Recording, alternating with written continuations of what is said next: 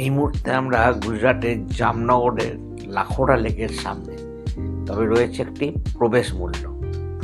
তো যাই হোক, ঢুকলাম আমরা লেকের ভেতরে, মানে জামনগরের এই লাখোরা লেকে। অসাধারণ একটি লেক।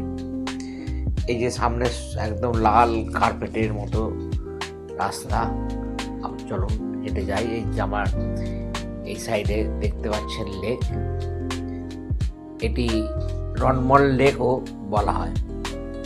এটি একটি ঐতিহাসিক মনোরম কৃত্রিম লেক। প্রায় 5 লক্ষ বর্গমিটার বিস্তীর্ণ এই লেক। এর মাঝে একটি রয়েছে দ্বীপ, দেখা যাচ্ছে, দেখছেন সেই ছোট্ট দ্বীপ। এই দ্বীপের মাঝখানে রয়েছে একটি দুর্গ।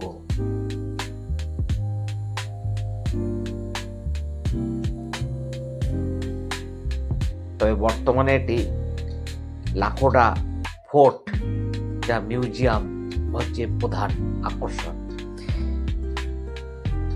এই লেকে প্রচুর পরিযায়ী পাখি আনাগোনা আছে। লেকটি 1820 থেকে 1852 সালের মধ্যে রাজা জাম রনমলজি এটি নির্মাণ করেছিলেন। লাখোরা দুর্গ এবং লাখোরা লেক। তবে এই দুর্গের মধ্যে যাওয়ার জন্য রয়েছে আলাদা করে প্রবেশ মূল্য।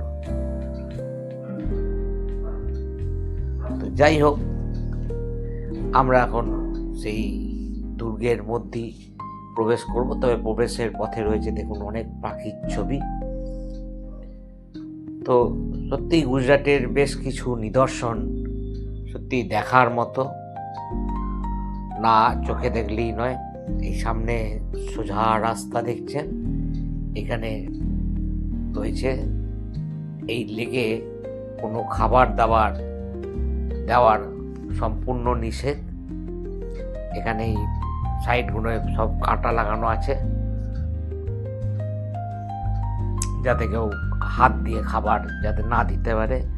এই লেকের মধ্যে প্রচুর পরিযায়ী পাখির আসে। লেকটির মধ্যে বিনোদনের বোটিংয়ের ব্যবস্থাও আছে এবং লাইট অ্যান্ড সাউন্ড একটি প্রোগ্রামেরও ব্যবস্থা থাকে সন্ধ্যের দিকে। তো দেখছেন প্রচুর পাখি, এই যে সব বসে রয়েছে বোটের মধ্যে, এইসব পরিযায়ী পাখি। তো সত্যি দেখার মতো এই লেক।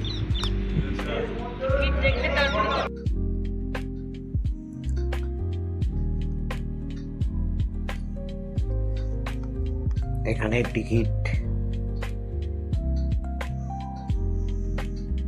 লেকের টিকিট কাটার ব্যবস্থা রয়েছে।